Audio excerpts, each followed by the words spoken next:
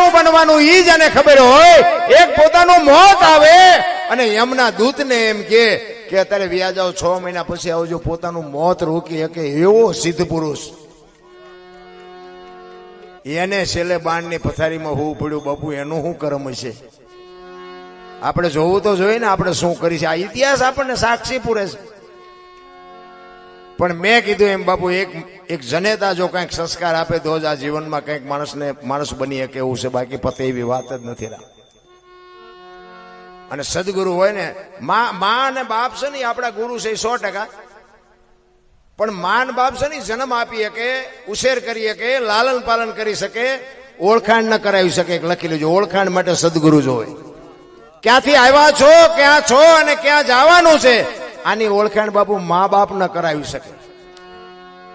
બાકી માં છે એ આપણા ગુરુ છે, એ 100% છે. પણ આના આપણે કોણ છીએ? કારણ કે માં નવ પછી એમાં નાચ જાત કઈ આવતું નથી. દરબાર, કોળી, પટેલ, ભરવાડ બધું આવી જાય.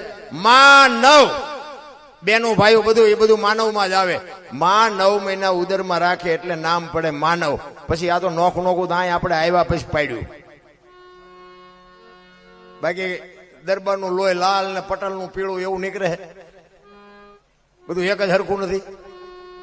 તો શરીરમાં કઈ ફેરફાર હોય તો મને કયો, આમ જોઈને એમ લાગે કે આ દરબાર જ છે, આ પટેલ જ છે. આમ કઈ નકશામાં કઈ ફેરફાર છે? આ બનાવવા વાળો બાપુ તમે જુઓ તો ખરા, કરોડો અબજોની સંખ્યામાં જો માણા બનાવ્યો હોય તો એકના મોઢા જેવું બીજું મોઢું નથી. જુઓ તો ખરા એની રચના તો જુઓ. અરે મોઢાની ક્યાં વાત કરો, એક આંગોઠાનો ફિગર છે ને, ફિગર, ઈ એકના ફિગર જેવો બીજા કોઈનો ફિગર નથી. મારા રામ એને કેવી કારીગરી કરી છે, હજી તો કોઈને મારા રામ ખબર જ નથી. આમ કરી નાખું, આમ કરી નાખું, તમારાથી કઈ થાય એવું નથી. તમે આવ્યા છો એમ નામ ને જવાના છો એમ નામ. આ ખેતર મેં લીધું, ટ્રેક્ટર મેં લીધું, મકાન મેં બનાવ્યું, જાવ તો લેતા જજો ને બીજા વાપરશે. શું પણ મારું મનાણા છો. કોક ને બાપુ કોક ગરીબ માણસ બટકું રોટલો દો, મજા કરો, આનંદ કરો, કાંઈ છે નહીં. માણસ જન્મે 2-2.5 કિલોનો હોય, 60-80 વર્ષ જીવન મરી જાય, શમશાનમાં લઈને હળગાવી નાખો, રેખ્યા ભેળી કરીને જોખો એટલે 2-2.5 કિલો થાય. વાતમાં કાંઈ છે ને, આ બધું ઠેકડા ભરવાનું વચ્ચે છે. માના ઉદરમાં તમારું અને મારું બીજનું રોપણ થાય ને, અને જન્મ થયા પહેલા બાપુ બધી માએ તૈયારી કરી રાખી હોય. ગોદડા ને ખોયા ને ઘોડિયા બધું માં બધું કરી જ રાખે ને, કે મને ભગવાન દીકરો દીકરી કઈક આપશે. માએ બધી તૈયારી કરી જ રાખી હોય. અને બાપુ શેડે તમે જેથી જવાના હોય ને તેથી આ દુનિયાએ તમારી તૈયારી કરી જ રાખી હોય.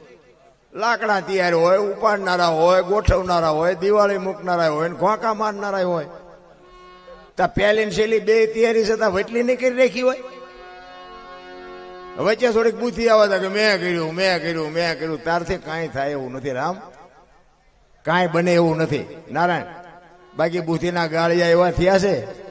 એક ગામમાં 2 ભાઈબંધ રહેતા હતા ને, એકાદ 2 દ્રષ્ટાંત આપીને પછી પૂરું કરું. 2 ભાઈબંધ રહેતા હતા ને, કાંઈ કામ ધંધો ન કરે.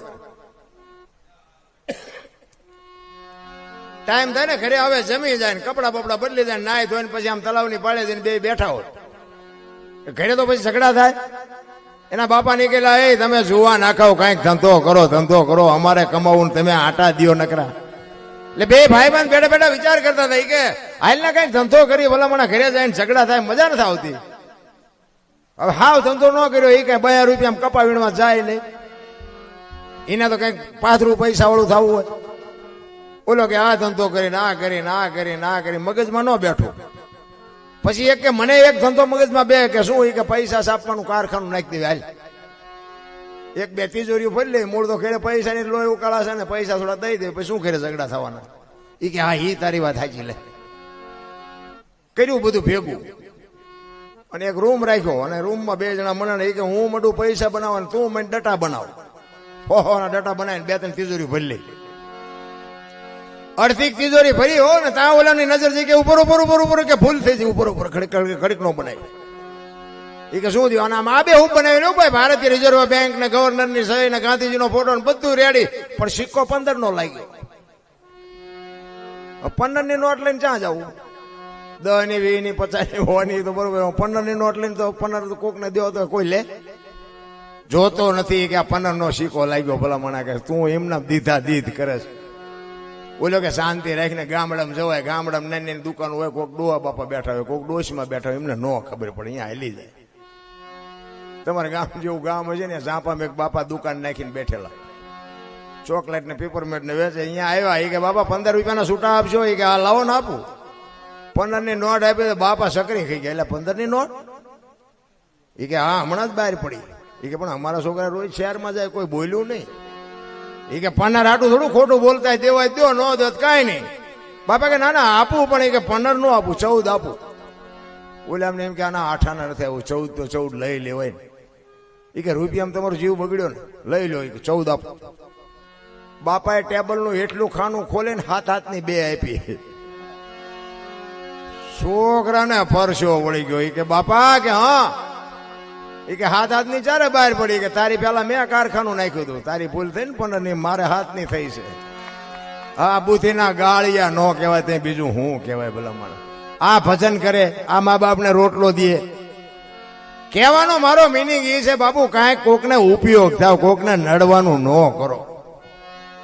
બાકી આ દેહ છે ને એક દી થાકવાનો છે, થાકવાનો છે ને થાકવાનો છે. આમ કોઈને જો પાવર હોય ને તો ખોટી વાત છે. કાંઈક આનંદ કરી લેજો, મોજ કરી લેજો, બાકી જે ભગવાન કાંઈ છે નહીં. એક ધરતીકપની ફરમાઈશ આવી હતી, એટલે એક ધરતીકપની થોડીક વાત કરી દઉં. અમારા સુરેન્દ્રનગર જિલ્લાના મૂળી તાલુકો અને ટીકર ગામનો એક અમારો ભીખાભાઈ રબારી હતો. આજ આ દુનિયામાં છે નહીં, પણ બાપુ ભજનનો બેતાજ બાદશાહ હતો ભાઈ. હા અભણ માણા. એના બાપુ પહેરવે છે બાપુ દેશી કેડિયું ને ધોતિયું ને એવું પહેરે, પણ આ સ્ટેજ ઉપર બેઠો હોય ને બાપુ તમને એમ થાય કે એના સિવાય બીજા કોઈને સાંભળવો નથી, એવો ભાઈ ભીખો. એને ધરતીકપની વાત લખી છે, એને પોતે લખી છે બાબુ આ કોઠા હુદથી, કે ધરતીકપ કઈ તારીખે આવ્યો હતો, કેટલા વાગ્યે આવ્યો હતો, કેટલી તીવ્રતાનો આંચકો હતો, ક્યાંથી ક્યાં હાલ્યો, ક્યાં લાવારસ નીકળ્યો, આ બધું બાબુ આ ધરતીકપમાં એને વર્ણવી દીધું. મારે ભીખાભાઈ રબારી, એની હું થોડીક તમને યાદી કરાવું, પછી આપણે બાપુને બધાને સાંભળવા છે. પણ આનું પાછું નામાસણ નો આવે, એ માથાકૂટ થાય. એટલે આમાં ચેટલો પગ્યું, ચેટલો ટાઈમ પીવો જાય એ ન ખબર, એટલે માથાકૂટ એ થાય છે. એટલે એ ધરતીકપની વાત કરે કે 26મી જાન્યુઆરી 2001ની સાલ હતી. સવારના 8:46 ધરતીને આંચકો લાગ્યો. એનો આંચકો હતો 6.9 પ્રિન્ટા ધરાવતો આંચકો હતો. અને આનો લાવારસ ક્યાં નીકળ્યો? કચ્છમાં ભુજ શહેરથી ઈશાનની દિશા ઉપર 20 કિલોમીટર છેટે ધરતી તોડી અને લાવારસ નીકળ્યો. અને ત્યાંથી બાપુ ધરતીકપનો બાપુ પાવર હાલ્યો. એ ગુજરાત રાજ્યના કેટલા ગામડા આવરી લીધા એની તમને યાદી કરાવું. પ્રથમ ભાગે જ્યાં પ્રગટ થયો, કચ્છમાં ધ્રાંગ લોડાઈને ધ્રુજાવતો, ભુજને લીધો પરડો, અંજારને આંટો ફરી ખેડોઈ નાખ્યું, ખખડાવી ભચાઉને કર્યું ભાંગીને ભૂકો, રાપણને રમઢોળતો સામે ખ્યાળીને નો રવા દીધી શાન કે ભાન કેર કર્યો, કારો ચૂથી નાખ્યો ચકલાનો માળો, બચાવો બચાવો ની થાય કિકિયારી, નથી બચવાની ક્યાંય બારી. ત્યાંથી ઉભા રણમાં આવ્યો માળિયા માથે થઈ, મોરબીના ઉડાડ્યા મોર, જામનગર માથે જડી બોલાવતો હાલારનો પકડ્યો, હાથ બહુ ધૂણાવી બારાડી, જૂના ગઢિયા લીધા ઝપટમાં ડોલાયો દક્ષિણનો દરિયો. ત્યાંથી પાછો ફર્યો ભાવનગરને ભડકાવતો, વલભીપુર નાખ્યો ઓલોવી, નો રવા દીધી શાન કે ભાન કેર કર્યો, કારો ચૂથી નાખ્યો ચકલાનો માળો, બચાવો બચાવો ની થાય કિકિયારી, નથી બચવાની ક્યાંય બારી. વલભીપુર માંથી ઓસુટો ગોહિલવાડમાં ગુજાણો, પોણા ભાગનું લીધું પાલીતાણા બજરંગ બાપાની મેરથી, બગદાણાથી બારો હાલ્યો કાઠિયાવાડ કમકમાવતો, રાજકોટમાં રેલાણો 8 નંબર ઓડે અથડાણો, ચોટીલા હોરો થઈ સાયલાને કરી શાન, લીમડીને મારતો ગયો લબાટ, ધોળકા ધંધુકા ધ્રુજાવતો, ભરૂચના ઉડાડ્યા ભમરા, સુરતને કરી શાન, વાપી